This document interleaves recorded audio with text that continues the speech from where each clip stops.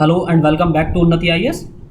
EPFO के syllabus में जैसे कि बहुत आपकी ह्यूज डिमांड आ रही थी मॉक टेस्ट के लिए, तो आज हम आपके लिए फुल लेंथ मॉक टेस्ट लेकर आए हैं। ये हमारा पहला फुल लेंथ मॉक टेस्ट है, लेकिन इसमें 120 क्वेश्चन की जगह हमने 110 क्वेश्चन रखे हैं। आज थोड़ा टाइम की कमी की वजह से हम इंग्लिश के सिर्फ 10 क्वेश्चन ही इसमें सेट कर पाए हैं, और साथ ही हमने इसमें जीएस का भी पोर्शन इंक्लूड किया है, अकाउंट्स, सोशल सिक्योरिटी इत्यादि का सभी का पोर्शन हमने इंक्लूड किया है। रीजनिंग, मैथ सब का हमने कुछ वेटेज रखा है, लेकिन जीएस का वेटेज थोड़ा ज़्यादा रखा है हमने। तो आगे आने वाले जो मॉक टेस्ट होंगे हमारे, उसमें हम बिल्कुल एक परफेक्ट फॉर्म में हम आपको 120 क्वेश्चन का मॉक टेस्ट प्रोवाइड करेंगे। जैसा कि सिलेबस में आता है 120 क्वेश्चंस, 20 क्वेश्चंस इंग्लिश से, 10 मैथ से, 10 रीजनिंग से, 10 पॉलिटी से, 10 से 12 क्वेश्चंस आपके हम प्रोवाइड करेंगे इंडियन नेशनल मूवमेंट से, और साथ ही फिर आपका 10 क्वेश्चन जनरल साइंस से। इसी तरह 8 से 10 क्वेश्चन आपको कंप्यूटर से प्रोवाइड किए जाएंगे। अकाउंट्स और सोशल इंडस्ट्रियल रिलेशन से भी हम आपको 10 से 15 क्वेश्चन प्रोवाइड करेंगे। साथ ही हम करंट का पोर्शन भी इंक्लूड करेंगे। जैसे कि आप कह रहे थे करंट का पोर्शन इंक्लूड करने के लिए, तो हम करंट का भी पोर्शन इंक्लूड करेंगे आज के, और इंग्लिश के 20 क्वेश्चन। तो आज के हमारे मॉक टेस्ट में इंग्लिश के 10 क्वेश्चन रहेंगे, बाकी ये सारा पोर्शन रहेगा, और सिर्फ एक करंट का पोर्शन नहीं है, बाकी टोटल हमने कवर करने की कोशिश की है। तो लेकिन हम इस मॉक टेस्ट में इससे शुरुआत कर रहे हैं रीजनिंग और मैथ से। आप अपना इसको वीडियो को पॉज करके क्वेश्चन को सॉल्व कर सकते हैं। हम यहाँ पर आपको सिर्फ क्वेश्चन बताएंगे और इसका आंसर आपको बताएंगे। यहाँ सॉल्यूशन नहीं बताएंगे हम, क्योंकि सॉल्यूशन बताएंगे तो वीडियो बहुत लंबा हो जाएगा। 110 क्वेश्चन है इसमें, तो बहुत ज़्यादा लंबा वीडियो हो जाएगा। तो शुरू करते हैं अपने पहले क्वेश्चन से। हमारा रीजनिंग का पोर्शन है। इसमें पहला है क्वेश्चन, यदि किसी कूट भाषा में XRIL का कोड, इसका कोड अगर XICC ये दिया हो, तो उसी सांकेतिक भाषा में GHRP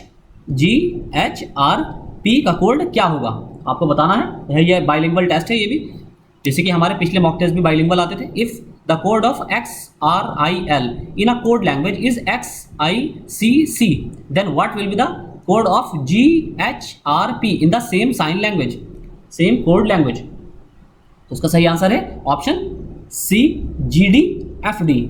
इसका आप इसको सॉल्व करके देख लीजिए। हम आपको अगर सॉल्यूशन पूरा बताएंगे तो वीडियो लेक्चर बहुत लंबा हो जाएगा, और आगे से अगर आप हमसे डिमांड करेंगे सॉल्यूशन के लिए, तो हम सॉल्यूशन भी साथ साथ आपको प्रोवाइड करते रहेंगे, लेकिन उसमें वीडियो लेक्चर बहुत लंबा हो जाएगा, और आप ज़्यादा वीडियो देखते नहीं हैं। वीडियो पूरा लंबा वीडियो आप लोग देखते नहीं हैं, आपका रेस्पॉन्स अच्छा नहीं आता, इसलिए हम कोशिश करते हैं कि वीडियो को छोटा सा छोटा रखें।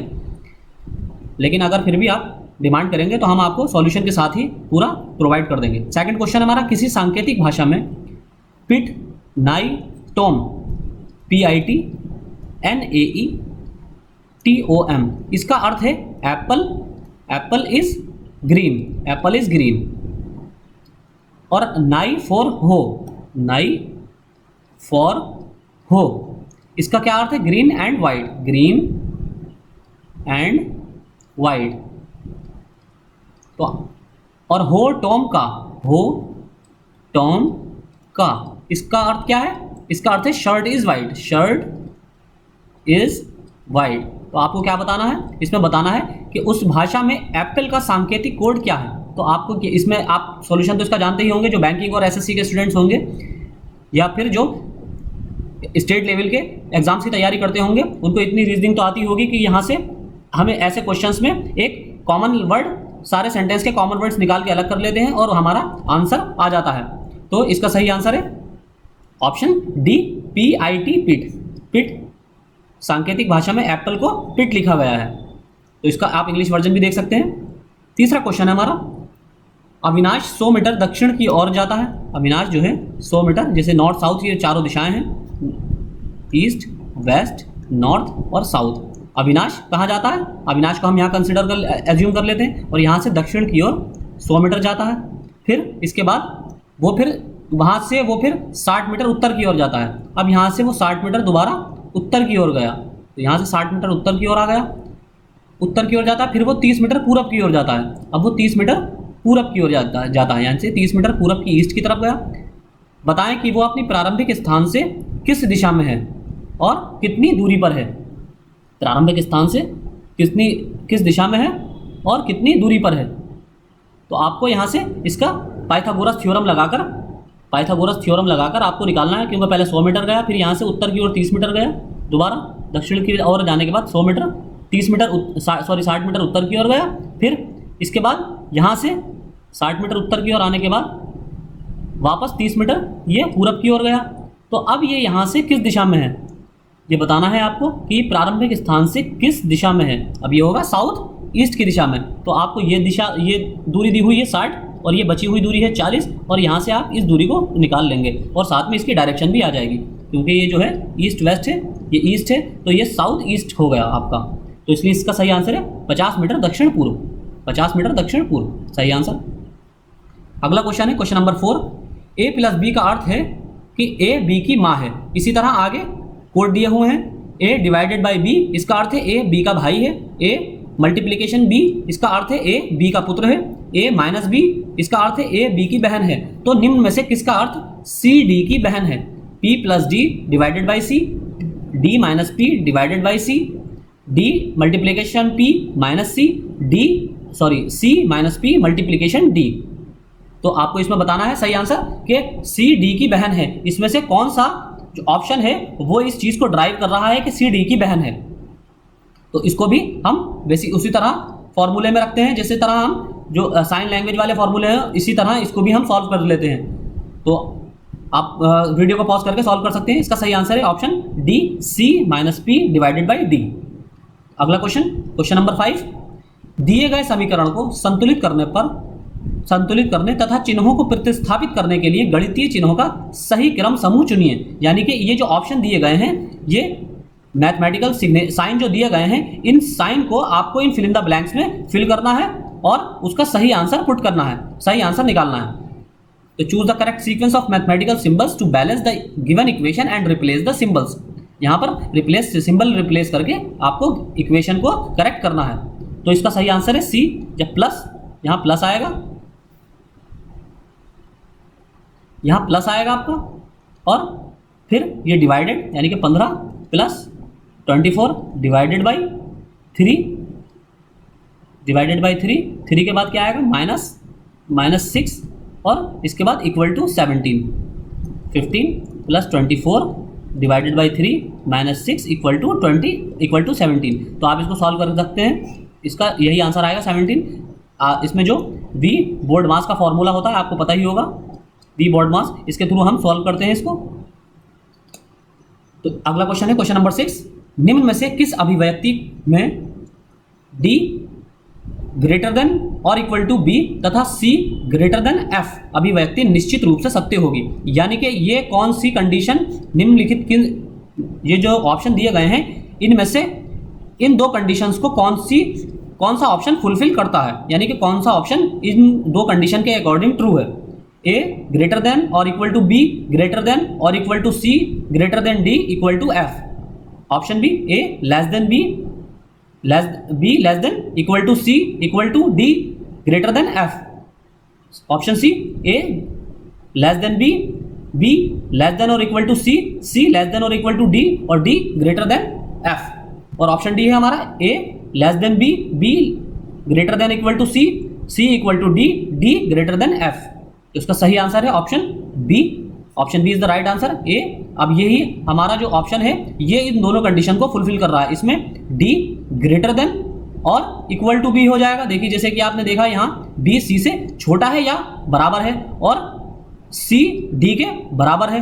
अब सी से छोटा ही, अब जाहिर सी बात है जब बी सी से छोटा है या बराबर है तो इसका मतलब डी से भी या तो ये छोटा है या फिर बराबर है। तो यहाँ ये कंडीशन फुलफिल हो गई कि डी या तो बी से बड़ा है या फिर बराबर है। बी किसी भी हालत में डी से बड़ा नहीं है, या तो डी बड़ा है या फिर डी बराबर है, लेकिन डी छोटा नहीं है। तो ये कंडीशन इसमें फुलफिल हो गई। दूसरी कंडीशन क्या है, सी ग्रेटर देन एफ। तो सी यहाँ इक्वल टू हो गया डी और डी ग्रेटर देन एफ। तो इसका मतलब क्या हो गया, अगर इसको हटा भी दें हम तो सी इक्वल टू एफ, क्योंकि सी और डी इक्वल है तो सी इक्वल टू, तो वो सी ग्रेटर देन एफ आ जाएगा। तो इसलिए इस तरह से ये इक्वेशन भी हमारी फुलफिल हो गई, ये कंडीशन भी। तो option B is the right answer.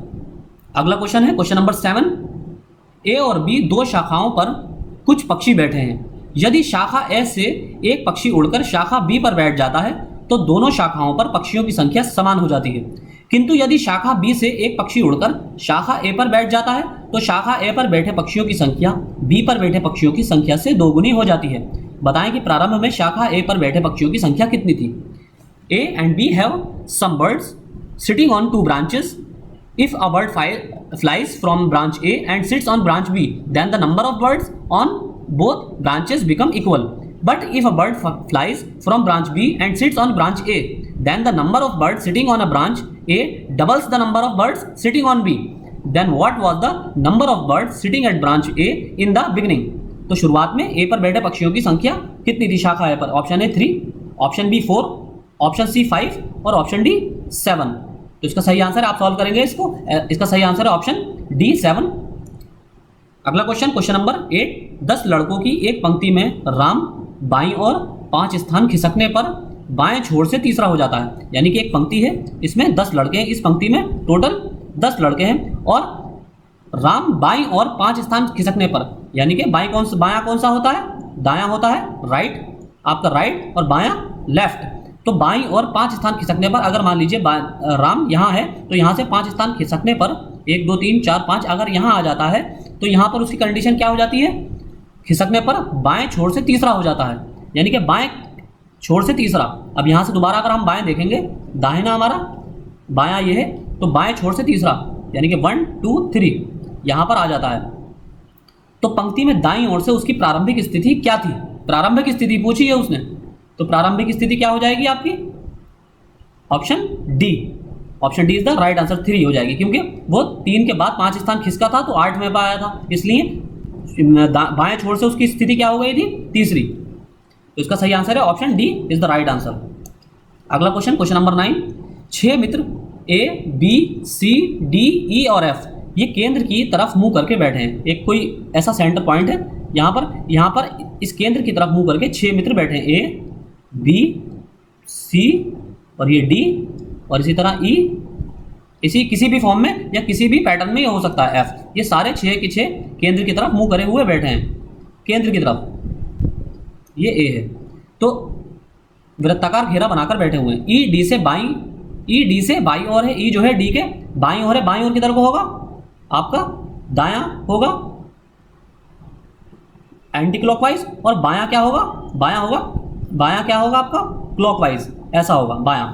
किसी के जब भी वृत्ताकार घेरे में बैठे होते हैं, कोई लोग अगर वृत्ताकार घेरे में केंद्र की ओर मुंह करे बैठे हुए हैं, तो अगर आपसे बायां पूछा जाएगा तो बाएं का मतलब ये है कि वो क्लॉकवाइज दिशा में आपको देखना है, क्लॉकवाइज में। और अगर आपसे दायां पूछा जाएगा तो दायां आपको एंटी क्लॉकवाइज देखना है, यानी कि उल्टा, घड़ी की उल्टी दिशा में एंटी क्लॉकवाइज घूमकर देखना है।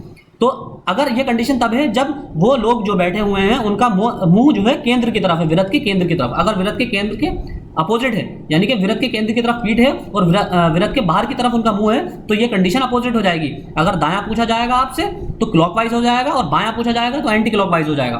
तो इस तरह आपको बताना है। ई डी से बाईं ओर है, सी ए और बी के बीच में है, एफ ई और ए के बीच में बैठा है। तो सी के ठीक दाईं ओर कौन है? Option A F, option B E, option C A, option D B. तो आपको सॉल्व करना है खुद ही, अगर हम सॉल्व करेंगे तो बहुत लेंथी हो जाएगा लेक्चर। तो इसका सही आंसर है ऑप्शन सी ए। अगला क्वेश्चन उसी पर बेस्ड है, क्वेश्चन नंबर 10। 6 मित्र A B C D E F केंद्र की ओर मुंह करके बैठे हुए हैं एक वृत्ताकार घेरे में, और ई डी से बाईं ओर है, सी ए और बी के बीच में बैठा है, एफ ई और ए के बीच में बैठा है। तो बी के बाईं ओर कौन है? Option A D, option B E, option C, option D A. तो इसका सही आंसर है option A D is the right answer. अगला क्वेश्चन, क्वेश्चन नंबर 11। 2 अंकों से बनी संख्या के अंकों का योग 10 है। जब अंकों का स्थान पलट दिया जाए तो प्राप्त नई संख्या मूल संख्या से 36 अधिक हो जाती है। तो मूल संख्या हमें ज्ञात करना है, यानी कि 2 अंकों की संख्या है कोई एक्स वाई, इन 2 अंकों की संख्या का योग कितना है? 2 अंकों की संख्या का योग है 10।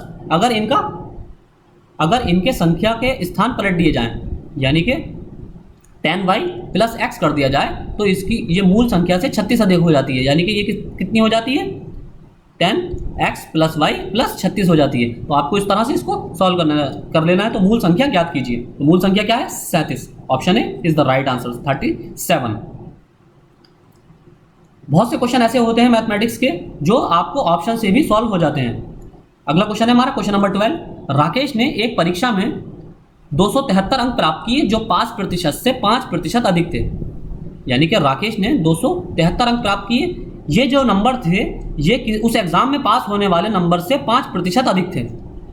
यदि राकेश को 312 अंक मिलते, अगर इसको 312 अंक मिलते तो उसने पास अंक से कितने प्रतिशत अधिक अंक प्राप्त करके परीक्षा पास की होती।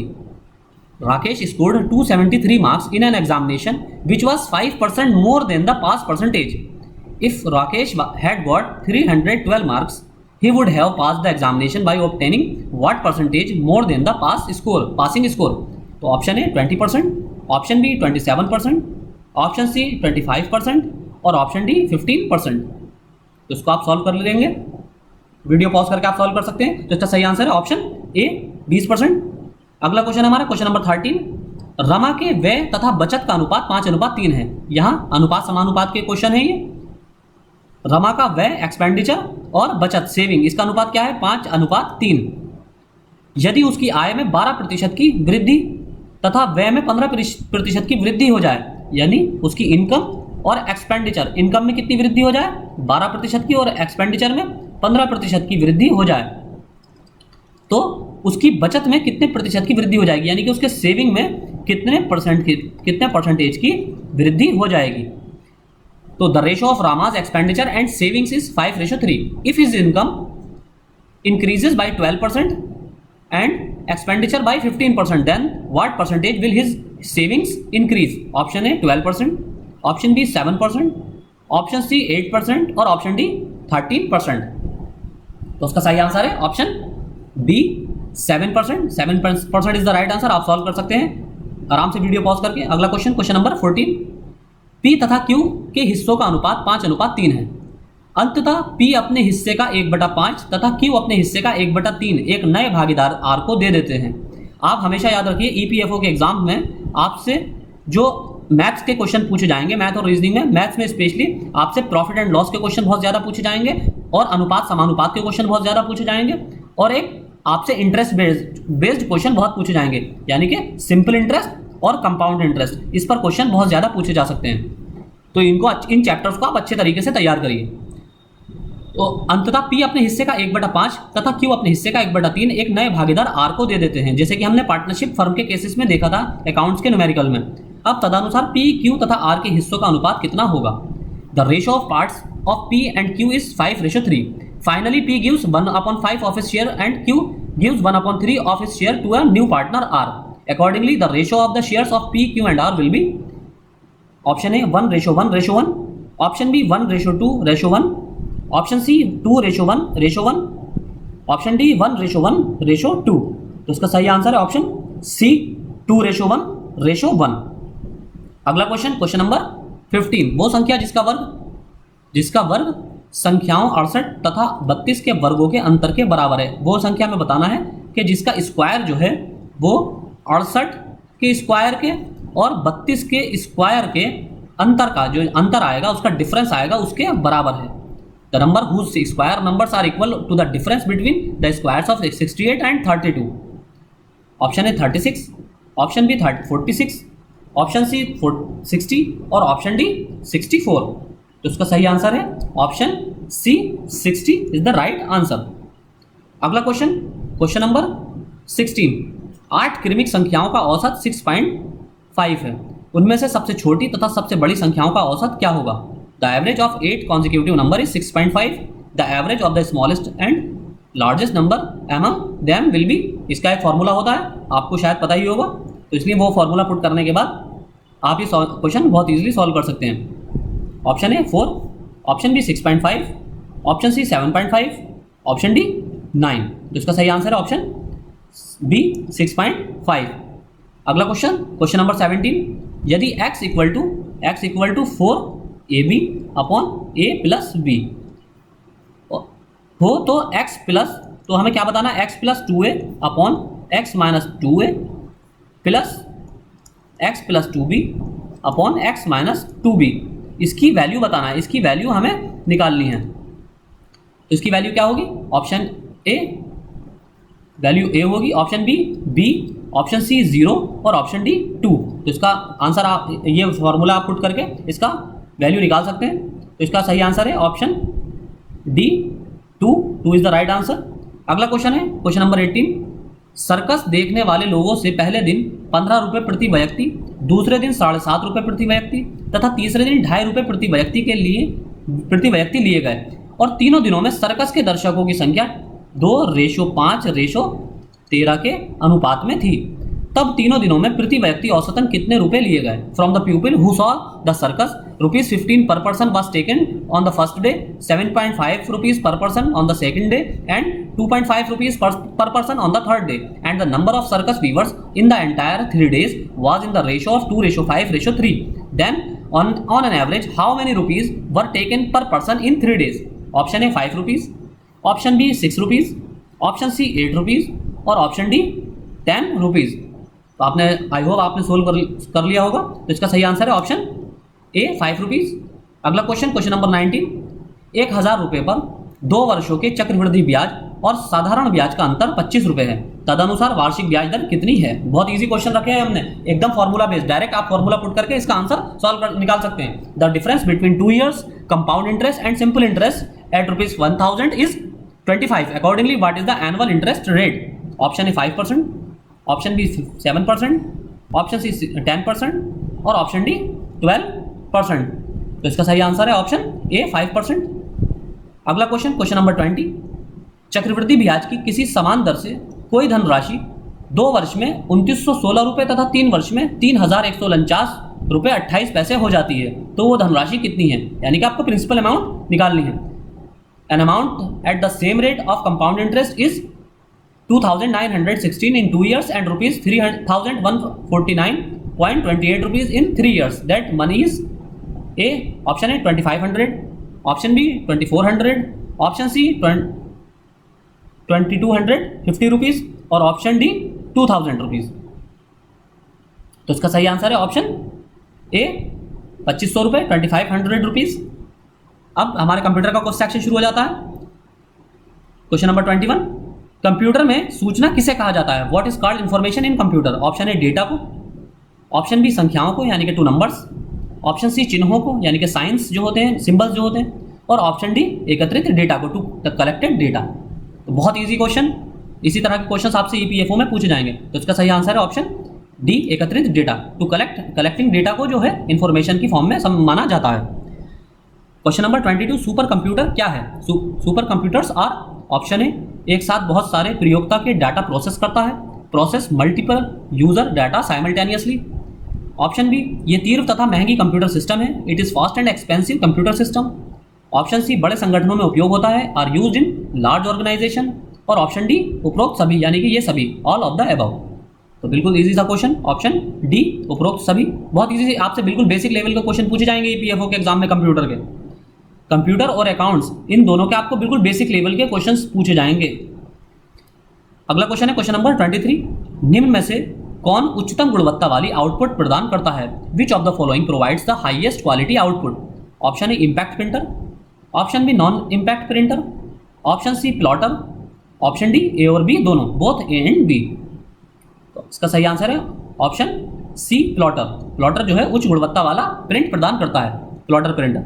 अगला क्वेश्चन नंबर 25, कंप्यूटर की स्थायी मेमोरी में के लिए निम्न में से किसका प्रयोग किया जाता है? Which of the following is used for permanent memory of computer? Option A floppy disk, option D hard disk, option C optical disk और ऑप्शन डी ये सभी, उपरोक्त सभी। तो आपको पता होना चाहिए मेमोरी का, आपको चैप्टर पता होना चाहिए कंप्यूटर के सेक्शन में।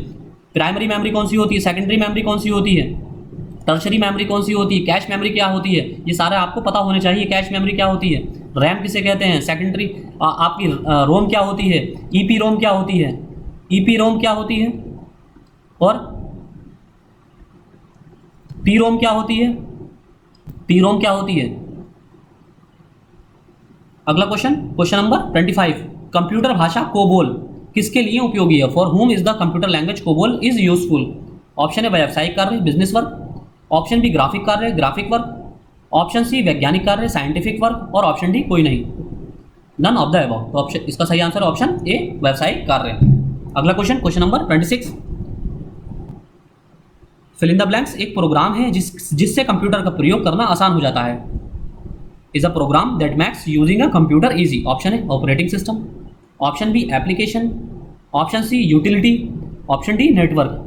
तो आप में से बहुत से स्टूडेंट्स ये सोचेंगे कि यहाँ ऑपरेटिंग सिस्टम आएगा, जबकि सही आंसर है option B, option C utility software. Utility एक ऐसा प्रोग्राम होता है, यूटिलिटी सॉफ्टवेयर, जिससे कंप्यूटर को प्रयोग करना आसान हो जाता है, यानी कि जिससे हम यूजर फ्रेंडली कहते हैं कंप्यूटर को।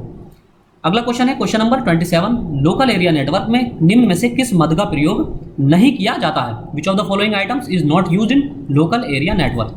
Option A computer, option B modem, option C interface card और ऑप्शन डी केबल। तो इसका सही आंसर है ऑप्शन बी मॉडेम।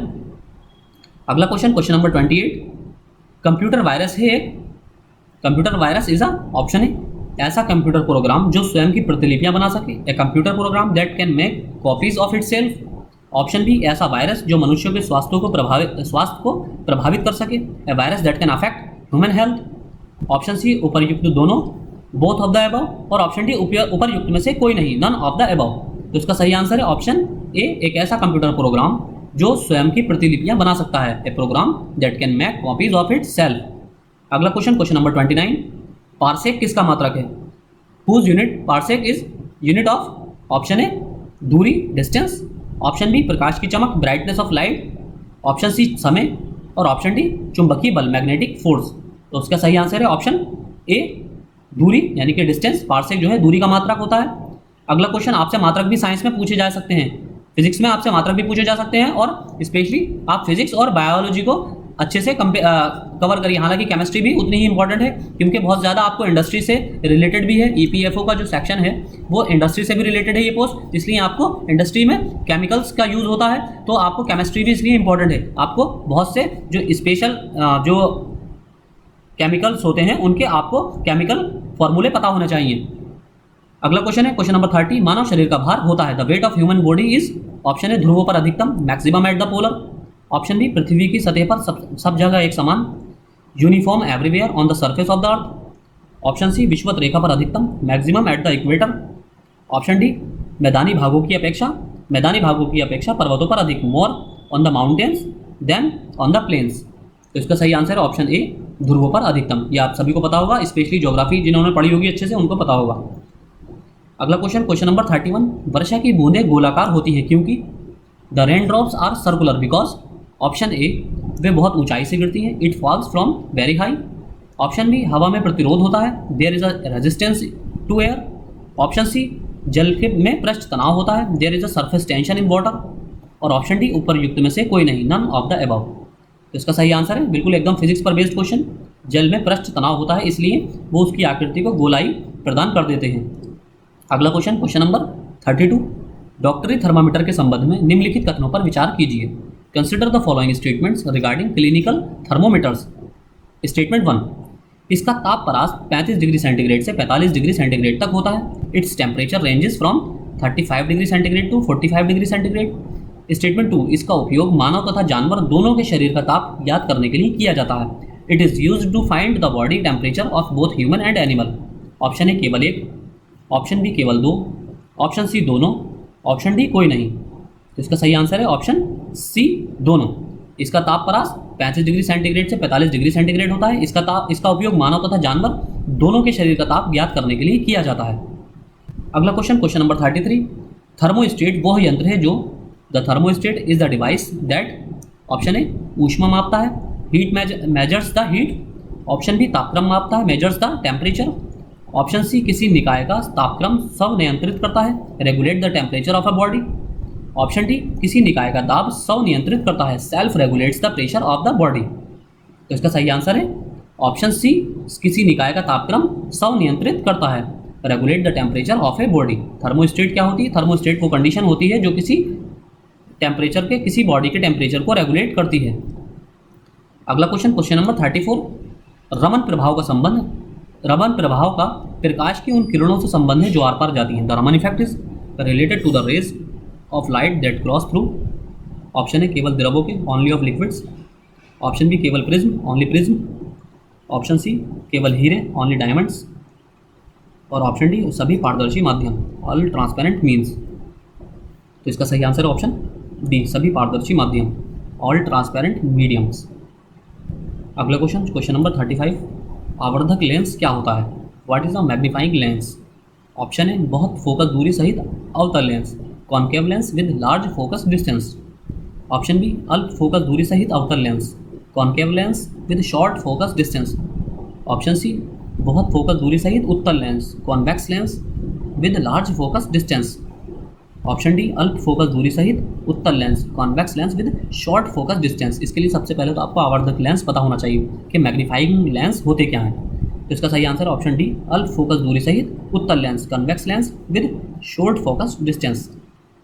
अगला क्वेश्चन, क्वेश्चन नंबर 36। निम्न कथनों पर विचार कीजिए। Consider the following statement. Statement 1, यांत्रिक तरंगों के संचरण के लिए माध्यम की आवश्यकता होती है। Medium is required for the transmission of mechanical waves. Statement 2, ये केवल अनुदैर्ध्य तरंगें होती हैं। These are only longitudinal waves. कौन कौन सी तरंगें? दो प्रकार की तरंगें होती हैं, एक अनुदैर्ध्य और दूसरी अनुप्रस्थ। अनुप्रस्थ, तो आपको ये दोनों तरंगें पता होना चाहिए। इसका ऑप्शन केवल एक, ऑप्शन बी केवल दो, ऑप्शन सी दोनों और ऑप्शन डी कोई नहीं। तो इसका सही आंसर है ऑप्शन ए, केवल एक। यांत्रिक तरंगों के संचरण के लिए माध्यम की आवश्यकता होती है। ये अनुदैर्ध्य तथा अनुप्रस्थ तरंगें दोनों हो सकती हैं, यानी कि these can be both longitudinal and transverse waves. अगला क्वेश्चन, क्वेश्चन नंबर 37। ध्वनि का वेग अधिकतम होता है। The velocity of sound is maximum. Option A, वायु एयर, ऑप्शन बी, द्रव लिक्विड, ऑप्शन सी, धातु मेटल और ऑप्शन डी, निर्वात वैक्यूम। तो इसका सही आंसर ऑप्शन सी, धातु मेटल। अगला क्वेश्चन, क्वेश्चन नंबर 38। प्रत्यावर्ती धारा को दिष्ट धारा में किस यंत्र के द्वारा बदला जाता है? By which device is the alternating current replaced by a direct current? Option है rectifier, option B amplifier, option C voltmeter और ऑप्शन डी ओम मीटर। तो इसका सही आंसर है ऑप्शन ए, रेक्टिफायर। अगला क्वेश्चन, क्वेश्चन नंबर 39। नाभिकीय reactor में moderator का कार्य होता है। Moderator has the function in a nuclear reactor of. Option A, reactor शक्ति स्तर में परिवर्तन करना, changing reactor power level. Option B, न्यूट्रॉनों के लोड को कम करना, reducing the load of neutrons. Option C, reactor की विखंडन अभिक्रिया के ताप को बाहर निकालना, extrusion heat of the reactor's fission reaction. और ऑप्शन डी, उपरोक्त सभी, ऑल ऑफ द एबव। तो इसका सही आंसर है ऑप्शन बी, न्यूट्रॉनों के लोड को कम करना। नाभिकीय रिएक्टर में मॉडरेटर का कार्य जो होता है वो न्यूट्रॉनों के लोड को कम करना होता है। अगला क्वेश्चन, क्वेश्चन नंबर 40। नाभिकीय रिएक्टर में विमंदक और प्रशीतक दोनों तरह प्रयुक्त होने वाले पदार्थ कौन से होते हैं? In nuclear reactor the material used as both explosive और एंड रेफ्रिजरेंट, यानी कि ऐसा पदार्थ जिसको एक्सप्लोसिव यानी कि विध्वंसक के तौर पर भी इस्तेमाल किया जाता है नाभिकीय रिएक्टर में, और दूसरा कूलिंग के लिए भी यूज़ किया जाता है, यानी कि नाभिकीय रिएक्टर को कूलेंट के तौर पर भी इसका इस्तेमाल किया जाता है। तो ऑप्शन ए, साधारण पानी ऑर्डिनरी वाटर, ऑप्शन बी, भारी पानी हैवी वाटर, ऑप्शन सी, द्रव अमोनिया लिक्विड अमोनिया और ऑप्शन डी, द्रव हाइड्रोजन लिक्विड हाइड्रोजन। तो इसका सही आंसर है ऑप्शन बी। आप में से सभी को पता होगा भारी पानी हैवी वाटर का यूज़ किया जाता है विध्वंसक के तौर पर भी और कूलेंट के तौर पर भी। अगला क्वेश्चन, क्वेश्चन नंबर 41। निम्न में से कौन सी अनुसूची भू सुधार और जमींदारी प्रणाली के उन्मूलन से संबंधित है? Which of the following schedule is related to land reform and abolition of zamindari system? Option A, 8वीं अनुसूची 8th शेड्यूल, ऑप्शन बी 9वीं अनुसूची 9th शेड्यूल, ऑप्शन सी 10वीं अनुसूची 10th शेड्यूल, ऑप्शन डी 11वीं अनुसूची 11th शेड्यूल। इसका सही आंसर है 9वीं अनुसूची। 9वीं अनुसूची जमींदारी भू जमींदारी भू सुधार प्रणाली और जमींदारी उन्मूलन से संबंधित है। अगला क्वेश्चन है क्वेश्चन नंबर 42। निम्न में से कौन सा अधिकार अनुच्छेद 19 में सम्मिलित नहीं है? Which of the following right is not included in article 19? Statement 1, press की स्वतंत्रता, freedom of the press. Statement 2, हड़ताल का अधिकार, राइट टू स्ट्राइक। स्टेटमेंट 3, अनुसूचित क्षेत्रों में घूमने का अधिकार, right to roaming in schedule areas या right to free movement in schedule areas. और स्टेटमेंट 4, शांतिपूर्ण प्रदर्शन का अधिकार, राइट टू पीसफुल डेमोन्स्ट्रेशन या पीसफुल मूवमेंट।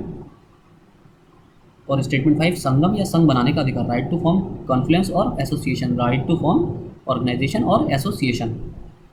ऑप्शन है 1, 2 और 5, ऑप्शन बी 2, 4, 5, ऑप्शन सी उपरोक्त सभी और ऑप्शन डी 1, 4, 5। बिल्कुल साफ क्लियरली लक्ष्मीकांत का क्वेश्चन है कि 19 में आर्टिकल 19 में कौन सा सम्मिलित नहीं है?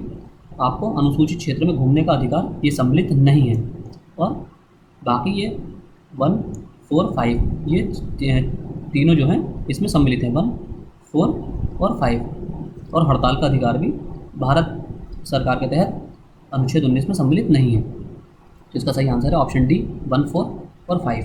अगला क्वेश्चन नंबर 43, निम्न में से कौन सा प्रावधान राज्य के नीति निदेशक तत्वों को गांधीवादी सिद्धांत है? Which of the following provisions is the Gandhian principle of the directive principles of the state policy? Option A कृषि और पशुपालन को आधुनिक वैज्ञानिक प्रणालियों से करना, to do agriculture and animal husbandry with modern scientific systems. Option B सहकारी समितियों के स्वैच्छिक गठन को बढ़ावा देना, promoting voluntary formation of cooperatives.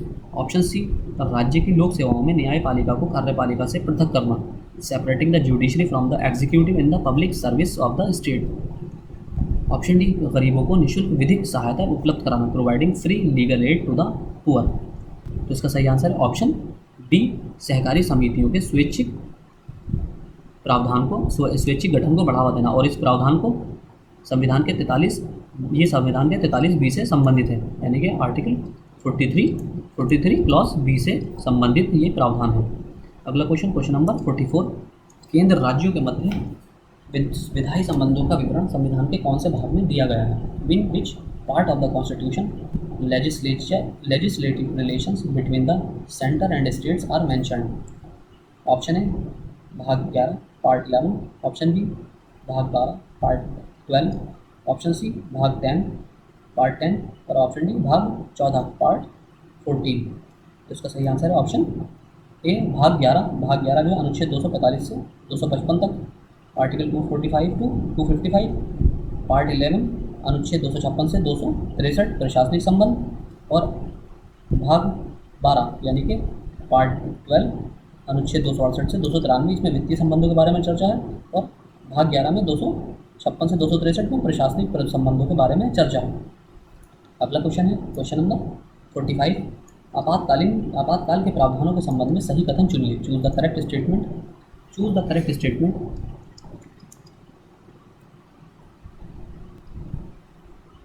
Correct statement regarding the provisions of emergency. Option है राष्ट्रीय आपातकाल को संसद से 1 माह के भीतर अनुमोदन मिलना आवश्यक है। National emergency needs approval from parliament within 1 month. Option B राष्ट्रपति शासन को संसद से 1 माह के भीतर अनुमोदन मिलना आवश्यक है। President's rules is required to get approval from parliament within 1 month. Option C वित्तीय आपातकाल को संसद से 1 माह के भीतर अनुमोदन मिलना आवश्यक है। Financial emergency needs approval from parliament within 1 month. Option D वित्तीय आपातकाल एक बार में केवल 1 वित्तीय वर्ष के लिए ही लगाया जा सकता है। Financial emergency can only B imposed for 1 financial year at a time. इसका सही आंसर है ऑप्शन ए राष्ट्रीय आपातकाल को संसद से 1 माह के भीतर अनुमोदन मिलना आवश्यक है। अगला क्वेश्चन नंबर 46, राष्ट्रपति पर महाभियोग के समय उन्हें कितने दिन का नोटिस दिया जाना चाहिए? How many days notice should be given to the president at the time of impeachment? Option A 30 दिन 30 डेज, ऑप्शन बी 14 दिन 14 डेज, ऑप्शन सी 60 दिन 60 डेज और ऑप्शन डी 10 दिन 10 डेज। तो इसका सही आंसर ऑप्शन बी 14 दिन। जिस सदन में महाभियोग का आरोप लगाया गया है उस सदन के 1/4 सदस्यों द्वारा प्रस्ताव पारित होना चाहिए। The motion must be passed by 1/4 of the members of the house in which the impeachment is start. अगला क्वेश्चन नंबर 47, निम्न में से किस समिति की अध्यक्षता प्रधानमंत्री द्वारा की जाती है? Which of the following committee is headed by the prime minister? Option है राजनीतिक मामलों की समिति, ऑप्शन बी स्टेटमेंट 1 राजनीतिक मामलों की समिति, committee on political affairs, statement 2 नियुक्ति समिति अपॉइंटमेंट कमेटी, और स्टेटमेंट 3 संसदीय मामलों की समिति committee on parliamentary affairs. Option A केवल 1, ऑप्शन बी 2 और 3, ऑप्शन सी उपरोक्त सभी, और ऑप्शन डी 1 और 2। तो इसका सही आंसर है ऑप्शन डी 1 और 2। संसदीय मामलों की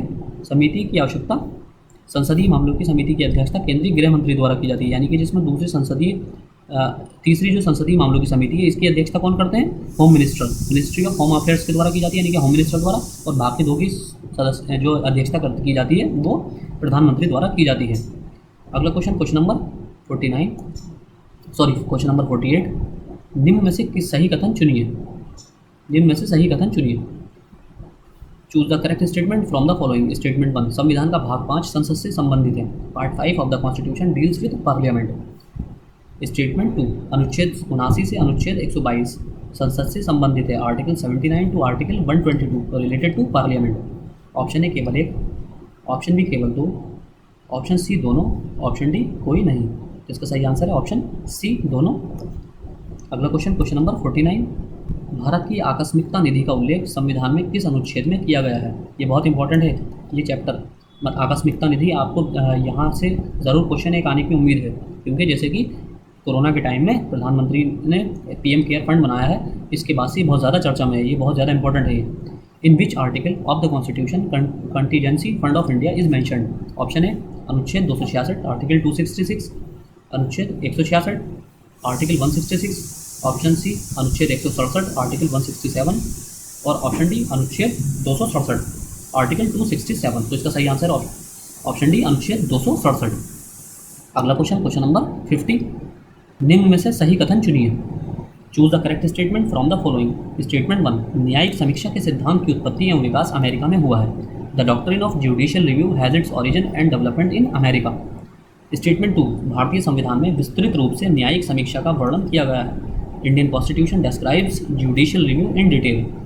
ऑप्शन ए केवल एक, ऑप्शन बी केवल दो, ऑप्शन सी दोनों, ऑप्शन डी कोई नहीं। तो इसका सही आंसर है ऑप्शन ए केवल एक। भारतीय संविधान में कहीं भी न्यायिक समीक्षा का उल्लेख नहीं है। Judicial review is not mentioned anywhere in the Indian constitution. अगला क्वेश्चन नंबर 51, सोडियम कार्बोनेट का व्यवहारिक नाम क्या है? What is the chemical name of sodium carbonate? Option A baking soda, option B washing soda, option C नीला तोता या blue stone, option D bleaching powder. तो इसका सही आंसर है वॉशिंग सोडा। सोडियम कार्बोनेट का रासायनिक सूत्र क्या है? केमिकल फार्मूला क्या है? Na2CO3, sodium carbonate. अगला क्वेश्चन नंबर 52, निम्नलिखित में से कौन सी गैस दहन में सहायक होती है? Which of the following gas is helpful in combustion? Option A oxygen, option B hydrogen, option C nitrogen और ऑप्शन डी अमोनिया। तो इसका सही आंसर है option A oxygen. Oxygen is the right answer. अगला क्वेश्चन है हमारा question number 53, निम्न में से किस अयस्क से एल्यूमिनियम का निष्कर्षण किया जाता है? From which of the following ores aluminium is extracted? Option A hematite, option B bauxite, option B C magnetite और ऑप्शन डी पाइराइट। तो इसका सही आंसर है, बहुत इजी सा क्वेश्चन, बॉक्साइट, बिल्कुल एनसीईआरटी का क्वेश्चन, एनसीईआरटी से लिया गया। हेमेटाइट आयरन का अयस्क है और मैग्नेटाइट भी आयरन का अयस्क है। ये सारे आयरन के ही अयस्क हैं और बाकी ये सिर्फ ये एल्यूमिनियम का अयस्क है। अगला क्वेश्चन नंबर 54, निम्न में से कौन सा सर्वोत्तम श्रेणी का कोयला होता है? Which of the following is the best grade coal? Option A peat कोयला, option B bituminous, option C lignite और ऑप्शन डी एंथ्रेसाइट। ये सर्वोत्तम श्रेणी का कोयला इनमें से कौन सा होता है? Option D is the right answer, anthracite.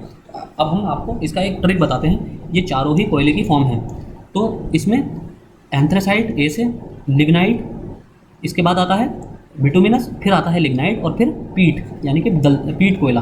तो जैसे कि आप देख रहे हैं ये अल्फ़ाबेटिकली बढ़ते हुए क्रम में है, तो इसी तरह ये इसकी जो श्रेणी है सबसे ज़्यादा गुड क्वालिटी का कौन सा होता है? और एंथ्रेसाइट ए, उसके बाद कौन सा क्या आता है? बी, अल्फ़ाबेटिकली बी आता है, तो इसकी श्रेणी इससे कम है बिटुमिनस, इसके बाद लिग्नाइट की और कम है और फिर पीट कोयला। अगला क्वेश्चन, तो anthracite is the right answer. अगला क्वेश्चन हमारा क्वेश्चन नंबर 55, माइटोकॉन्ड्रिया की खोज किसने की थी? Who discovered mitochondria? Option A Kolliker, option B Altmann, option C Benda और ऑप्शन डी कोई नहीं। और इसका सही आंसर है ऑप्शन ए कोलिकर। सर्वप्रथम कोलिकर ने 1890 में माइटोकॉन्ड्रिया की खोज की। अगला क्वेश्चन नंबर 56, डीएनए से आरएनए बनने की विधि को क्या कहते हैं? The method of making RNA from DNA is called, option A duplication, option B transcription, option C translation और ऑप्शन डी रिवर्स ट्रांसक्रिप्शन। तो इसका सही आंसर है option C transcription is the right answer. अगला क्वेश्चन नंबर 57, शैवालों के अध्ययन क्या कहलाता है? The study of algae is called, option A pedology, option B pharmacology, option C phycology और ऑप्शन डी फिजियोलॉजी। तो इसका सही आंसर है option C phycology is the right answer. अगला क्वेश्चन नंबर 58, प्रकाश संश्लेषण के लिए निम्न में से किन तत्वों की आवश्यकता होती है? Which of the following elements are required for photosynthesis? Statement 1 प्रकाश लाइट, सेकंड है कार्बन डाइऑक्साइड, थर्ड है क्लोरोफिल और चौथा है जल यानी कि वाटर। ऑप्शन है 1 2 3, ऑप्शन बी 1 3 4, ऑप्शन सी 1 और 2 और ऑप्शन डी उपरोक्त सभी। यानी कि आपको बताना है कि फोटोसिंथेसिस के लिए इन निम्नलिखित इन निम्न चारों में से किन तत्वों की आवश्यकता होती है। तो इसका सही आंसर ऑप्शन डी उपरोक्त सभी। बहुत इजी सा क्वेश्चन था। इन सभी तत्वों की प्रकाश संश्लेषण में आवश्यकता होती है। अगला question, question number 59, vitamin D के संदर्भ में निम्न में से कौन सा कथन सही नहीं है? Which of the following statement regarding vitamin D is not correct? Option A, ये अस्थि निर्माण के लिए आवश्यक होता है, it is required for bone formation. Option B, इसकी कमी से रिकेटस रोग हो जाता है, its deficiency leads to rickets. Option C, इसकी कमी से वयस्कों में ऑस्ट्रोमेलेशिया रोग हो जाता है, osteomalacia disease occurs in adults due to its deficiency. और ऑप्शन डी उपरोक्त में से कोई नहीं। तो इसका सही आंसर है ऑप्शन डी उपरोक्त में से कोई नहीं, यानी कि सभी के सभी ऑप्शन बिल्कुल सही हैं और हमें इसमें गलत ऑप्शन बताना था। अगला क्वेश्चन है क्वेश्चन नंबर 60, फ्लोरोसिस रोग का मुख्य लक्षण निम्न में से क्या है? Which of the following is the main symptom of fluorosis disease? Option A, इसमें हाथ टेढ़े मेढ़े हो जाते हैं, the hands become crooked. Option B, दांत चितकबरे हो जाते हैं, टीथ बिकम्स ब्रिटल या pierced, teeth become pierced. Option C, त्वचा भुरभुरी हो जाती है, द स्किन बिकम्स ब्रिटल। और ऑप्शन डी, व्यक्ति मानसिक विकार से ग्रस्त हो जाता है, the person suffers from A mental disorder. तो इसका सही आंसर है ऑप्शन बी, दांत चितकबरे हो जाते हैं, द टीथ बिकम पियर्स्ड। अगला क्वेश्चन, क्वेश्चन नंबर 61, सुमेलित कीजिए, मैच द फॉलोइंग। एक साइड विटामिन है और एक साइड उनके नाम है। विटामिन ए, क्या इसको कैल्सीफेरोल कहते हैं? विटामिन डी, क्या इसको रेटिनॉल कहते हैं? विटामिन ई, क्या इसको नेफ्थोक्विनोन कहते हैं? ऑप्शन के, क्या इसको टोकोफेरोल कहते हैं? तो आपको इसको मैच करना है। तो इसका सही आंसर है option C. Option C is the right answer. 2143, 2143, यानी कि विटामिन ए का नाम क्या है?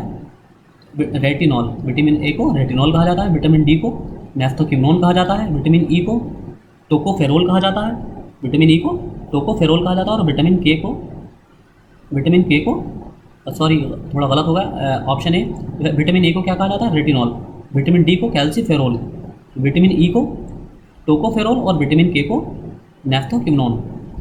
अगला क्वेश्चन, क्वेश्चन नंबर 62, हिपेरिन नामक प्रोटीन का निर्माण कहाँ होता है? Where is the heparin protein produced? Option A, आमाशय गैस्ट्रिक, ऑप्शन बी, अग्नाशय पैनक्रियाज, ऑप्शन सी, पित्त बाइल, और ऑप्शन डी, यकृत। तो इसका सही आंसर है ऑप्शन डी, यकृत, लीवर में इसका प्रोडक्शन होता है। अगला क्वेश्चन, क्वेश्चन नंबर 63, मानव शरीर की सबसे मजबूत अस्थि कौन सी है? Which is the strongest bone of human body? Option A, हाथ आर्म, ऑप्शन बी, जबड़ा जॉ, ऑप्शन सी, पैर लेग्स, और ऑप्शन डी, सर हेड। तो बहुत इजी क्वेश्चन है, इसका सही आंसर ऑप्शन बी, जबड़ा। जबड़ा सबसे मजबूत अस्थि होती है किसी मनुष्य के शरीर की।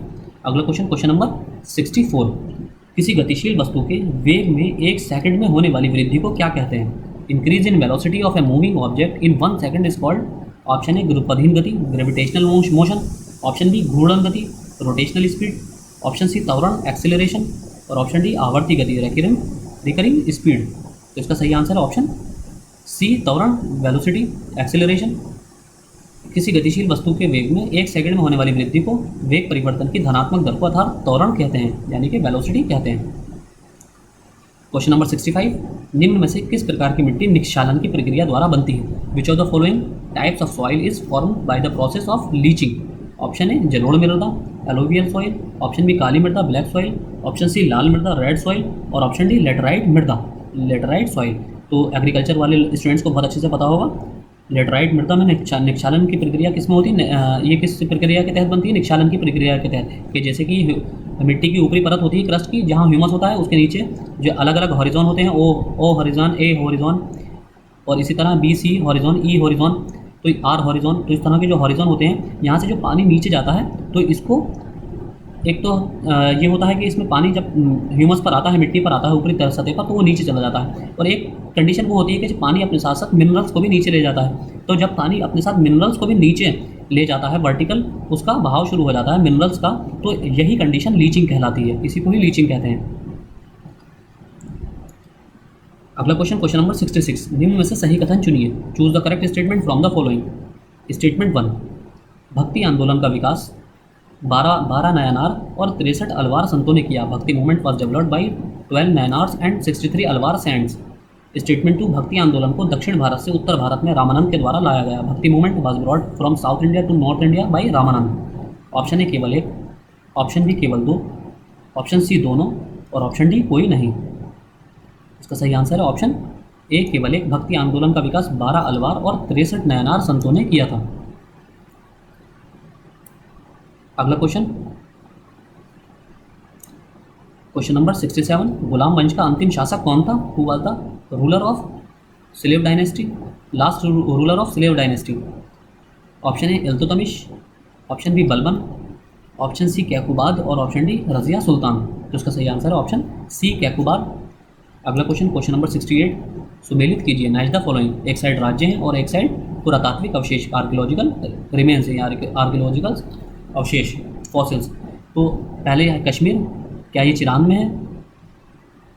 चिरान क्या कश्मीर में स्थित है? मध्य प्रदेश में लाहौर देवा मध्य प्रदेश में है? उत्तर प्रदेश में क्या ललन हिया क्या उत्तर प्रदेश में है? और गुफरकाल क्या बिहार में? आपको ये मैच करना है कि कश्मीर में इनमें से कौन सा पुरातात्विक अवशेष है और एक साइड राज्य से इनको सुमेलित करना है। तो इसका सही आंसर है ऑप्शन सी 4321। कश्मीर, गुफरकाल कहाँ है? कश्मीर में है स्थित है। ललन हिया मध्य प्रदेश में, लोहर देवा उत्तर प्रदेश और चिरान बिहार में। अगला क्वेश्चन, क्वेश्चन नंबर 69, निम्नलिखित को कालानुक्रम में व्यवस्थित कीजिए। Arrange the following in chronological order. पाषाण काल, स्टोन एज, सेकंड है ताम्र पाषाण काल, कॉपर स्टोन एज, थर्ड है कांस्य काल, ब्रॉन्ज एज और चौथा है लोह काल, iron age. Option A 1 2 3 4, option B 2 1 3 4, option C 3 1 2 4 और ऑप्शन डी 1 4 1 2 3। तो इसका सही आंसर है ऑप्शन ए 1 2 3 4। ये सारे ही सुमेलित क्रोनोलॉजिकल ही इस दिए गए थे। अगला क्वेश्चन, क्वेश्चन नंबर 70, सिंधु सभ्यता का नगर चनहूदड़ो किस नदी के किनारे स्थित था? Chanhudaro the city of the Indus civilization was situated on the banks of which river? Option A Ravi, option B Luni, option C Ghaggar और ऑप्शन डी सिंधु। अगर आपको ये पता होगा कि चनहूदड़ो वर्तमान में किस राज्य में स्थित है तो आप ये आंसर बहुत ईजिली कर लेंगे। तो इसका सही आंसर है ऑप्शन डी सिंधु। वर्तमान में सिंधु सभ्यता का नगर चनहूदड़ो पाकिस्तान के सिंध प्रांत में स्थित है। अगला क्वेश्चन है क्वेश्चन नंबर 71, निम्न में से सही कथन चुनिए। Choose the correct statement from the following. Statement 1, सामवेद संगीत से संबंधित है। Samaveda is related to music. Statement 2, Samaveda के यज्ञकर्ता उद्गाता कहलाते थे। The yajnas of Samaveda were called Udgata. Option A केवल एक, ऑप्शन बी केवल दो, ऑप्शन सी दोनों और ऑप्शन डी कोई नहीं। तो इसका सही आंसर है ऑप्शन डी, ऑप्शन सी दोनों। अगला क्वेश्चन, क्वेश्चन नंबर 72, महाजनपद काल के प्रशासन के संबंध में निम्न में से सही कथन चुनिए। Choose the correct statement from the following regarding the administration of Mahajanapadas period. Statement 1, Bimbisara स्थायी सेना रखने वाला पहला शासक था। Bimbisara was the first ruler to have a permanent army.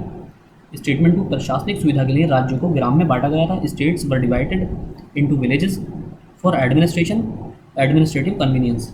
Option A केवल एक, ऑप्शन बी केवल दो, ऑप्शन सी दोनों, ऑप्शन डी कोई नहीं, none of the above.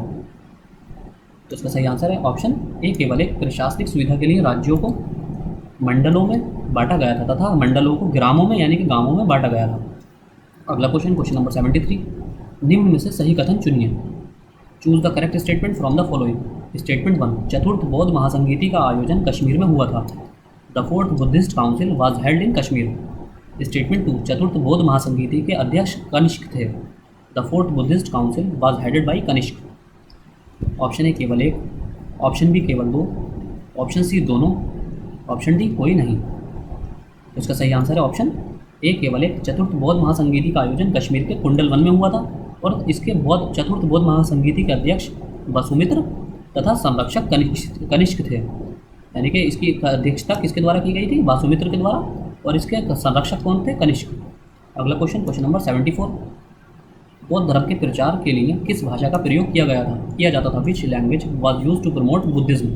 Option A Prakrit, option B Sanskrit, option C Magadhi और ऑप्शन डी पाली। तो इसका सही आंसर है ऑप्शन डी पाली लैंग्वेज। अगला क्वेश्चन, क्वेश्चन नंबर 75, मौर्य काल में प्रचलित मुद्रा पण या धरण किस धातु की बनी होती थी?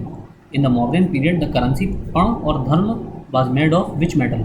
ऑप्शन ए सोना, ऑप्शन बी चांदी, ऑप्शन सी तांबा, ऑप्शन डी कांस्य। तो इसका सही आंसर है ऑप्शन बी चांदी। सिल्वर मौर्य काल से प्रचलित मुद्राएं पर्ण या धरण ये चांदी की बनी होती थी, स्वर्ण या निष्क ये सोने की बनी होती थी, माष्क ये तांबे के बड़े सिक्के होते थे और कांकड़ी ये तांबे के छोटे सिक्के होते थे। ये सारे के सारे मौर्य काल में से संबंधित मुद्राएं हैं। ये सारी मौर्य काल में मुद्राएं चलाई जाती थी। अगला क्वेश्चन नंबर 76। भारत छोड़ो आंदोलन के तहत गांधी जी को अंग्रेजों द्वारा कहाँ रखा गया था? Where was the Gandhi ji placed by the British under the quit India movement? Option A Yerwada jail, option B Lal Qila, option C Aga Khan Mahal और ऑप्शन डी गोरखपुर जेल। तो इसका सही आंसर है ऑप्शन सी आगा खां महल। भारत छोड़ो आंदोलन 1942 के तहत गांधी जी को अंग्रेजों द्वारा पूना के आगा खां महल में रखा गया था। अगला क्वेश्चन नंबर 77। निम्न में से सही कथन चुनिए। Choose the correct statement from the following. Statement 1, Hindustan Republican association की स्थापना 1920 में की गई थी। Hindustan Republican association was established in 1920। Statement 2, Hindustan Republican association की स्थापना भगत सिंह के द्वारा की गई थी।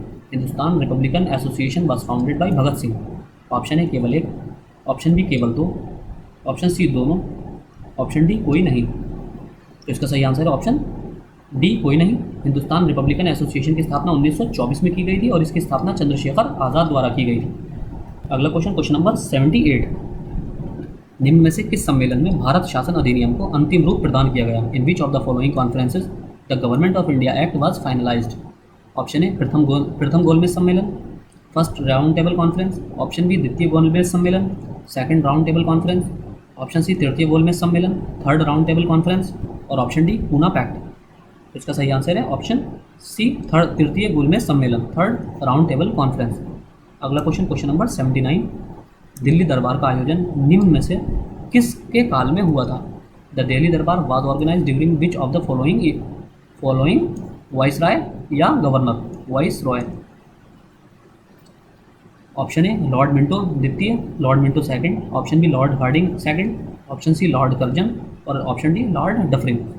दिल्ली दरबार का आयोजन सबसे पहले तो आपको यही पता होना चाहिए कि कब हुआ था ना, 1911 में। दिल्ली दरबार 1911 में किया गया था। तो 1911 में जब आपको ये पता होगा तो आपको ये भी पता होगा कि उस समय कौन भारत का वाइसरॉय था। लॉर्ड हार्डिंग द्वितीय वाइसरॉय, लॉर्ड हार्डिंग द्वितीय के का कार्यकाल 1910 से 1916 तक था। इन्हीं के समय 1911 में दिल्ली के दरबार का आयोजन किया गया।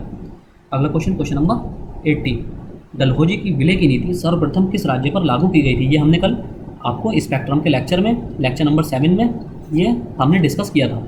डलहौजीज policy of merger was first applied to which state? Option A Jhansi, option B Awadh, option C Jaipur और ऑप्शन डी सतारा। तो इसका सही आंसर है ऑप्शन डी सतारा। सर्वप्रथम डलहौजी द्वारा सतारा को 1848 में विलय किया गया। इसके बाद जयपुर 1849, फिर झांसी 1853, फिर अवध 1856 में विलय किया गया। यानी कि इसने 1848 से, हमने कल डिस्कस किया था, 1848 से 1856 के 8 वर्षों के कार्यकाल में भारत के 8 देशी रियासतों को ब्रिटिश साम्राज्य में विलय किया था, जिसमें सबसे आखिरी अवध थी और सबसे पहली सतारा थी 1848 में। अगला क्वेश्चन नंबर 81। अनहैप्पी इंडिया पुस्तक के लेखक कौन थे? Who was the author of the book unhappy India? Option A Maulana Azad, option B Lala Lajpat Rai, option C Surendra नाथ बनर्जी और ऑप्शन डी मदन मोहन मालवीय। तो इसका सही आंसर है ऑप्शन बी लाला लाजपत राय। अगला क्वेश्चन नंबर 82। मद्रास मजदूर संघ के संस्थापक कौन थे? Who was the founder of Madras Mazdoor union? Option A Shashipat Banerjee, option B N M. Joshi, option C V P. Wadia और ऑप्शन डी महात्मा गांधी। तो इसका सही आंसर है सी, ऑप्शन सी वी.पी. वाडिया। मजदूर संघ की स्थापना 1918 में वी.पी. वाडिया द्वारा की गई थी। अगला क्वेश्चन नंबर 83। निम्नलिखित को कालानुक्रम में व्यवस्थित कीजिए। Arrange the following in chronological order. First है Poona Sarvajanik Sabha, Poona public meeting, second Forward Bloc और third Akhil Bharatiya Vidyarthi Parishad, all India student council. Option A 1 2 3, option B 2 1 3, option C 3 2 1, option D 1 3 2 कि इन तीनों को कालानुक्रम में क्रोनोलॉजिकल ऑर्डर में व्यवस्थित करना है। तो इसका सही आंसर है ऑप्शन डी 1 3 2। पूना सार्वजनिक सभा 1867 में हुई, फॉरवर्ड ब्लॉक का गठन 1939 में और अखिल भारतीय विद्यार्थी परिषद 1936। तो सबसे पहले पहला 1867, फिर तीसरा 1936 और उसके बाद दूसरा फॉरवर्ड ब्लॉक 1939 में इसका गठन हुआ। अगला question number 84। Lord William Bentinck के संदर्भ में सही कथन चुनिए। Choose the correct statement regarding Lord William Bentinck. Statement 1। ये बंगाल का अंतिम तथा भारत का प्रथम गवर्नर जनरल था। It was the last governor of Bengal and the first governor general of India. Statement 2, इनके काल में कलकत्ता में 1835 में मेडिकल कॉलेज की स्थापना की गई। During his time A medical college was establish in Calcutta in 1835। Option A केवल एक, ऑप्शन बी केवल दो, ऑप्शन सी दोनों, ऑप्शन डी कोई नहीं। तो इसका सही आंसर है ऑप्शन सी दोनों। अगला क्वेश्चन, क्वेश्चन नंबर 85, बंगाल विभाजन के संबंध में सही कथन चुनिए। Choose the correct statement regarding partition of Bengal. Statement 1, Bengal विभाजन 16 अक्टूबर 1905 से प्रभावी हुआ। Bengal partition came into effect from 16 October 1905। Statement 2, स्वराज्य की मांग बंगाल विभाजन का परिणाम था। Demand for swaraj was the result of partition of Bengal. Option A केवल एक, ऑप्शन बी केवल दो, ऑप्शन सी दोनों, ऑप्शन डी कोई नहीं। इसका सही आंसर है ऑप्शन ए केवल एक। बंगाल विभाजन की घोषणा 20 जुलाई 1905 को की गई थी तथा 16 अक्टूबर 1905 से बंगाल विभाजन प्रभावी हुआ और स्वदेशी बंगाल विभाजन का परिणाम था, ना कि जो हमने डिस्कस किया स्वराज्य की मांग बंगाल विभाजन का परिणाम नहीं थी, बल्कि स्वदेशी मूवमेंट बंगाल विभाजन का परिणाम था। अगला क्वेश्चन, क्वेश्चन नंबर 86, आत्मसम्मान आंदोलन के संबंध में सही कथन चुनिए। Choose the correct statement regarding आत्मसम्मान या सेल्फ रेस्पेक्ट मूवमेंट। स्टेटमेंट 1, इस आंदोलन की शुरुआत 1930 में रामास्वामी नायकर द्वारा की गई थी। This movement was started in 1930 by Ramaswamy Naicker. Statement 2, ये आंदोलन ब्राह्मणवाद के विरुद्ध था। This movement was against Brahminism. Option A केवल एक, ऑप्शन बी केवल दो, ऑप्शन सी दोनों और ऑप्शन डी कोई नहीं। तो इसका सही आंसर है ऑप्शन बी केवल दो। इस आंदोलन की शुरुआत 1920 में रामास्वामी नायकर तथा बालाजी नायडू द्वारा की गई थी। यह आंदोलन ब्राह्मणवाद के विरुद्ध था। अगला question, question number 87, Jallianwala Bagh हत्याकांड के संबंध में सही कथन चुनिए। Choose the correct statement regarding the Jallianwala Bagh massacre. Statement 1, यह आंदोलन रामनवमी के अवसर पर शुरू हुआ। This movement started on the occasion of Ramnavami. Statement 2, इस आंदोलन के नेता डॉक्टर सत्यपाल तथा डॉक्टर किचलू थे। The leaders of this movement were doctor Satyapal and doctor Kitchlew. Option A केवल एक, ऑप्शन बी केवल दो, ऑप्शन सी दोनों, ऑप्शन डी कोई नहीं। तो इसका सही आंसर है ऑप्शन बी केवल दो। जलियांवाला बाग हत्याकांड 13 अप्रैल 1919 को वैशाखी के दिन अमृतसर के जलियांवाला बाग में हुआ था और वही दोनों सत्यपाल, डॉक्टर सत्यपाल और डॉक्टर सैफुद्दीन किचलू इसके नेता थे। अगला question, question number 88, Nehru report को किस वर्ष पेश किया गया? In which year was Nehru report introduced? Option A August 1947, option B March 1926, option C April 1931 और ऑप्शन डी अगस्त 1928। इसका सही आंसर है ऑप्शन डी अगस्त 1928। नेहरू रिपोर्ट को मोतीलाल नेहरू द्वारा अगस्त 1928 में पेश किया गया था। अगला क्वेश्चन, क्वेश्चन नंबर 89, यहाँ से हमारे अकाउंट्स के क्वेश्चन है। निम्न में से किस लेखांकन संकल्पना के अंतर्गत व्यापार की परिसंपत्तियों का अभिलेखन व प्रतिवेदन करते समय स्वामी की परिसंपत्तियों की गणना नहीं की जाती है? Under which of the following accounting concepts the asset of the owner are not calculated while recording and reporting the assets of business? Option A मुद्रा मापन संकल्पना, money measurement concept. Option B पूर्ण प्रस्तुतिकरण संकल्पना, full disclosure concept. Option C व्यापारिक इकाई संकल्पना, business entity concept. Option D रूढ़िवादिता संकल्पना, कंजर्वेटिज्म कॉन्सेप्ट। इसका सही आंसर है ऑप्शन सी व्यापारिक इकाई संकल्पना, बिजनेस एंटिटी कॉन्सेप्ट। इस संकल्पना के अनुसार व्यवसाय को अपने स्वामी से पृथक एवं स्वतंत्र इकाई माना जाता है, अर्थात लेखांकन के उद्देश्य से व्यवसाय व उसके स्वामी को दो पृथक अस्तित्व वाली इकाई माना जाएगा और इसी कारण व्यापार की परिसंपत्तियों व देनदारियों का अभिलेखन व प्रतिवेदन करते समय स्वामी की व्यक्तिगत परिसंपत्तियों व देयताओं की गणना नहीं की जाती है। अगला क्वेश्चन, क्वेश्चन नंबर 90, मुद्रा मापन संकल्पना के संबंध में सही कथन चुनिए। Choose the correct statement regarding the money measurement concept. Statement 1, इस संकल्पना के अंतर्गत लेन देनों का अभिलेखन मौद्रिक तथा भौतिक दोनों इकाइयों में किया जाता है। Under this concept transactions are recorded in both monetary and physical units. Statement 2, इस संकल्पना के अंतर्गत संगठन की प्रतिष्ठा, मानव संसाधन की योग्यता आदि की गणना भी की जाती है। Under this concept the reputation of organisation, merit of human resources etcetera are also calculated. Option A केवल एक, ऑप्शन बी केवल दो, ऑप्शन सी दोनों, ऑप्शन डी कोई नहीं। तो इसका सही आंसर है ऑप्शन डी कोई नहीं। वो सभी लेन देन या घटनाएं जिनको मुद्रा के रूप में प्रदर्शित नहीं किया जा सकता, जैसे प्रबंधक की नियुक्ति या संगठन के मानव संसाधन की योग्यताएं, संगठन की प्रतिष्ठा, ये महत्वपूर्ण सूचनाएं व्यापार के लेखांकन अभिलेखों में स्थान प्राप्त नहीं करती। मुद्रा मापन संकल्पना का एक महत्वपूर्ण पक्ष ये है कि लेन देनों का अभिलेखन केवल मौद्रिक इकाइयों में ही किया जाता है, ना कि भौतिक इकाइयों में। अगला क्वेश्चन, क्वेश्चन नंबर 91, निम्न में से किस लेखांकन संकल्पना के अनुसार ऐसा माना जाता है कि व्यापार लंबे समय तक चलेगा? According to which of the following according accounting concepts it is believe that business will continue for a long time?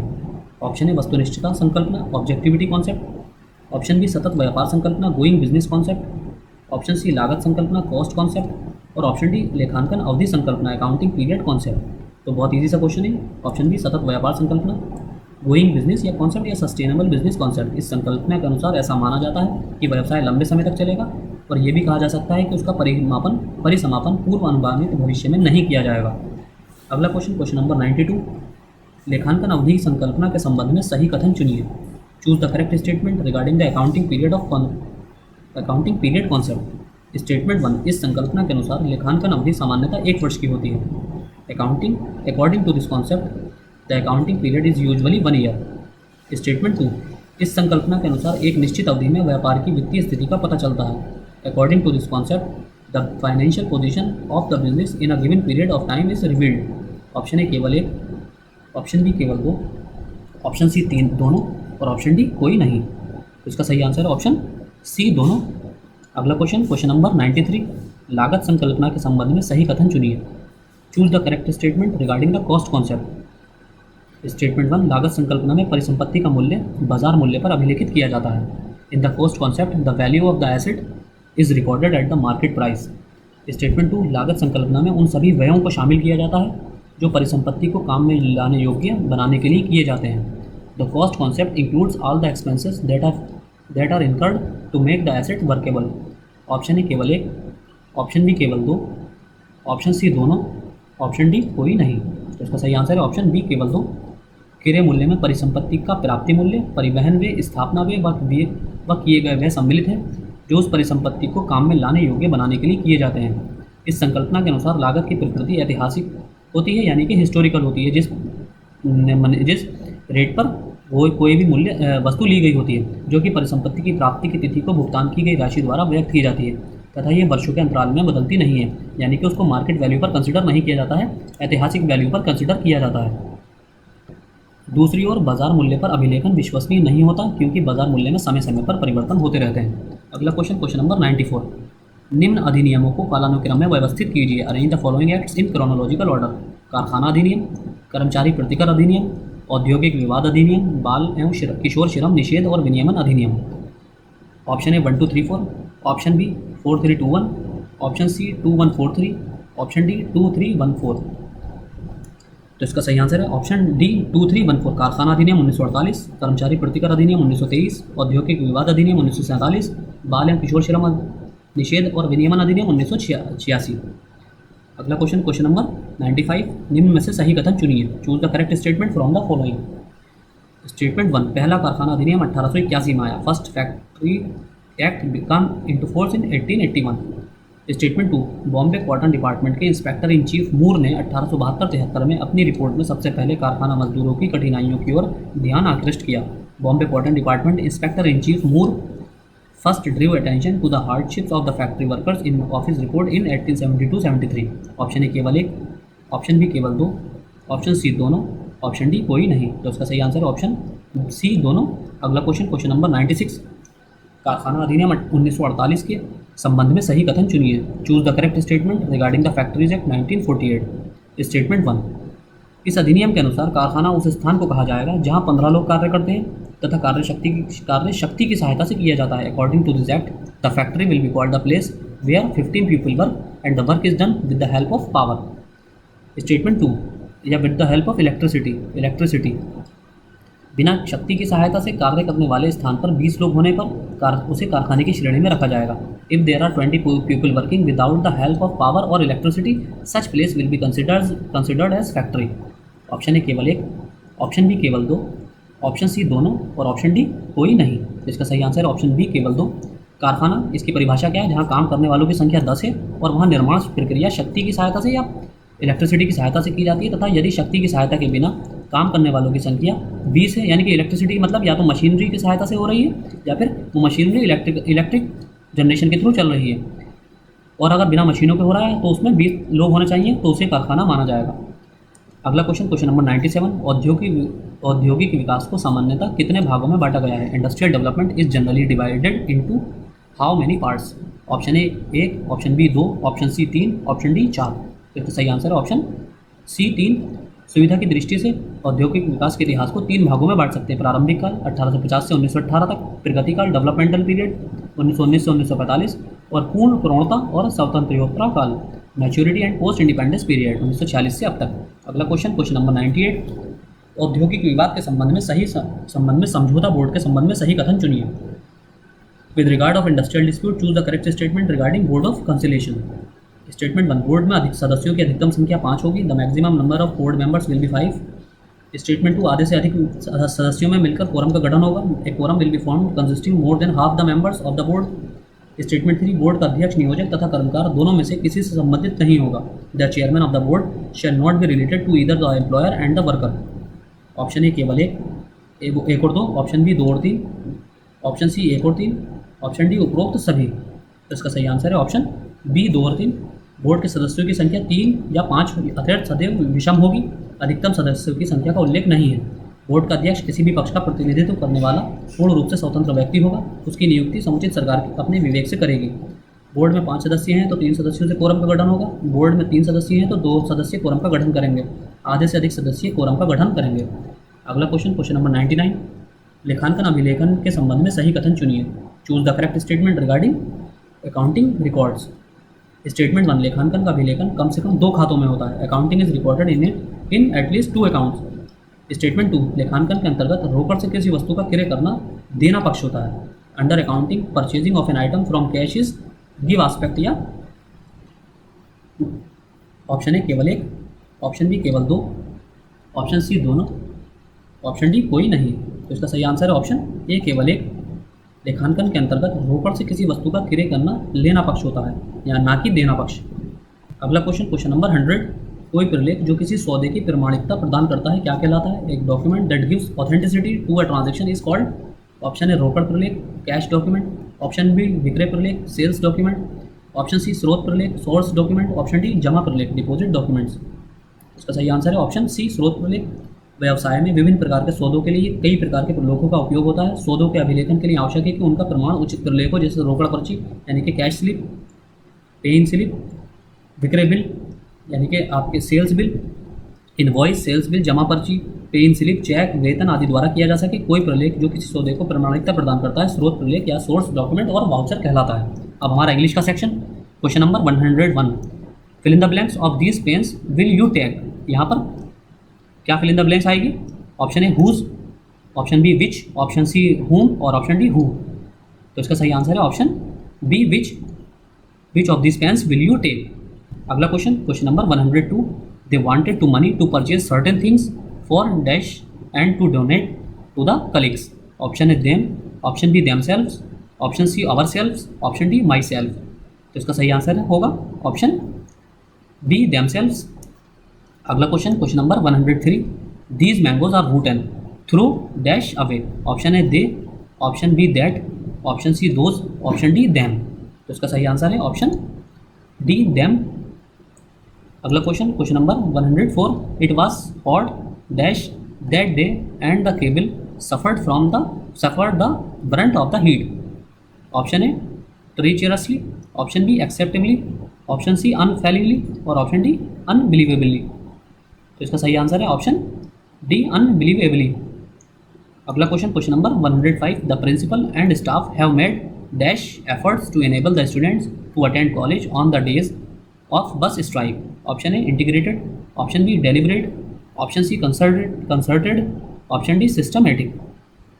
तो आपको अप्रोप्रिएट वर्ड इसमें चूज करना है। सही आंसर है इसका option C concerted is the right answer. अगला question, question number 106, freedom and equality are the dash rights of human being. Option A inalienable, option B inscrutable, option C incalculable और option D in institutional. तो इसका सही answer है option ए इन अलाइनेबल। अगला है question, choose the most appropriate word from the following. इसमें अगले question जो आएंगे क्वेश्चन नंबर 110 तक आपको वर्ड से रिप्लेस करना है जो बोल्ड लेटर्स में दिया गया है। क्वेश्चन नंबर 107, कैनिस्टर, तो इसका सही मीनिंग इन में से क्या होगा, इन चारों में से क्या होगा? Option A private meeting place, option B a member of poor class, option C contemporary split, और option D a round of cylindrical container use for storing things. तो इसका सही आंसर है option D, a round of cylindrical container use for storing things. तो इसको क्या कहते हैं? कैनिस्टर, कनस्तर भी जिसे हिंदी में बोला जाता है। अगला क्वेश्चन, क्वेश्चन नंबर 108, एडोब। इसका सही आंसर क्या, इसका अप्रोप्रिएट वर्ड मीनिंग क्या होगा? ऑप्शन है A place of permanent residence, option B a discipline social community, option C developmental dilemma, option C self discipline. तो इसका सही आंसर है option A place of permanent residence. अगला क्वेश्चन, क्वेश्चन नंबर 109, वार्डरोब। तो इसका सही appropriate meaning क्या है? ऑप्शन है A place where eatables are kept secretly, option B an organic entity, option C a place where clothes are kept, option D unprogressive. तो इसका सही आंसर है option C, a place where clothes are kept. अगला और last question आज का, gratuity. तो इसका सही ऑप्शन क्या होगा? Option a kind of beverages. अगर आपको यह इसका आंसर नहीं पता है तो ईपीएफओ का एग्जाम देने मत जाना।